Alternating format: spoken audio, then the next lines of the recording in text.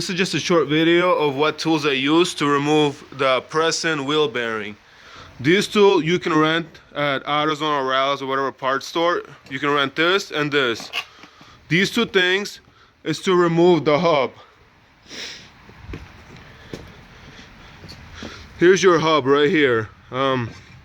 As you can see, you attach that part here and then you slide it with, this thing stays on the car.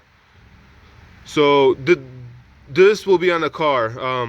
You attach the thing with your lug nuts, then you slide it and it pops off. And see, I couldn't get my rotor off the hub. So if you're buying a new hub, if you get a new hub, new rotor, and new bearing right away, this job will be much easier. As you can see, the half piece of the bearing is still stuck on the hub. So I'm not gonna even use this because I bought everything new.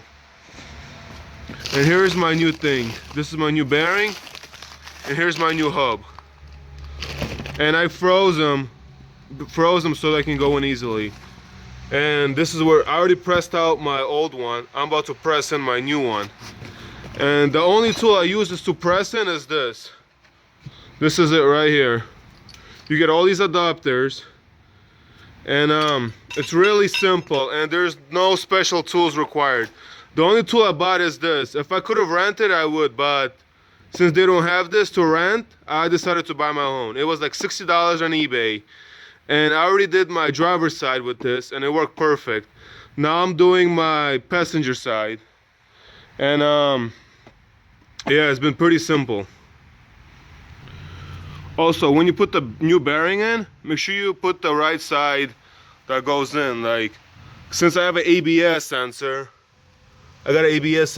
make sure you put the magnetic side towards the engine.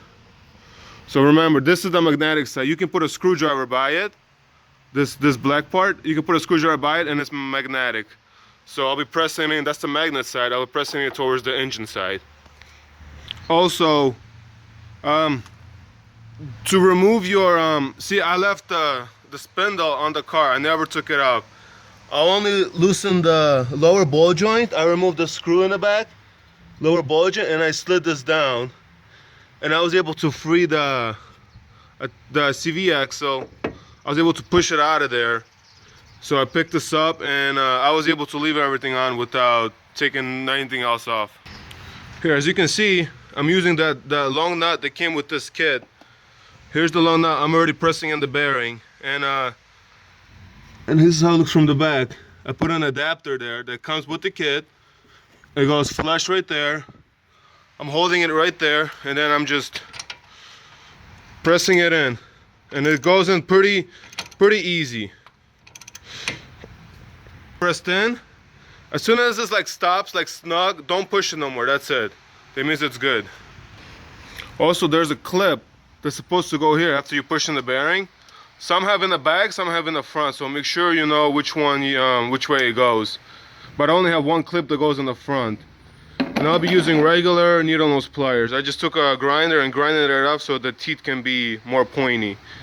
And so I'm going to be grabbing it here and placing it right here. Here we go. I'll put the clip in. Just use regular needle nose pliers. I just positioned it and pushed it in. Like I pressed it in with the plier and pushed it in, and the clip's in. And now here's my new hub. I'll be doing the same thing. Hit it by hand a little bit and then start pushing it in with the tool. As you can see, I'm pressing the hub in already. There's in the back the adapter that holds it. Here I put this on. I'm using one of these and just pressing it in. So the major tools you'll need is the slide hammer and this adapter. This you can rent. These two you can rent. This you'll probably have to buy. You'll probably have to buy this wheel bearing pressing kit. I'll post this on in my description. And since I have air tools, I can do the car in the air, but if you don't have air tools, you'll have to loosen this, like loosen the lug nuts and the axle nut before you put the car in the air and everything. and that's about it.